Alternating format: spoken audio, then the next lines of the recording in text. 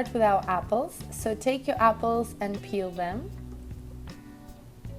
Once you peeled your apples, we're going to chop them in half and then in half again into small little pieces. The smaller the pieces, the better it will taste in the salad. You don't want big chunks of apple in there. So it should look just like that. I'm going to set this aside. Next, I've already cooked my beetroot for about 40 minutes and peeled it off, and we're going to grate it on a large grater like this. So grate it until you get nice consistency and it's done. Then we're going to add our green apples into the bowl together with our beetroot. And here I've got some herring. I bought this herring in the store and it's already been marinated in some delicious sauce. So you can use plain herring or just like this one.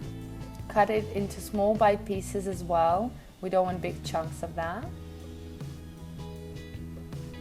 Again, for this recipe, you can also exclude the herring if you want. Then add your herring inside your bowl. And I'm also adding all the liquid that it came in. Then we're going to mix everything together.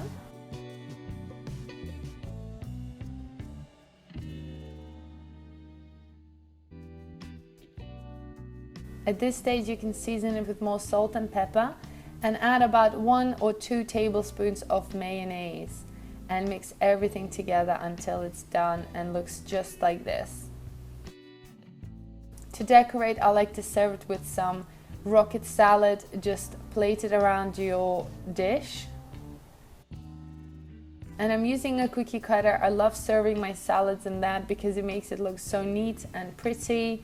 So just put your salad inside, press it down, and when you take it out, it's gonna have this nice, beautiful shape. And it's a beautiful presentation, you know, especially if you're doing this for dinner parties or if you're serving it for yourself and someone else. And here you go, there it is. Beautiful salad, guys. Really, really amazing.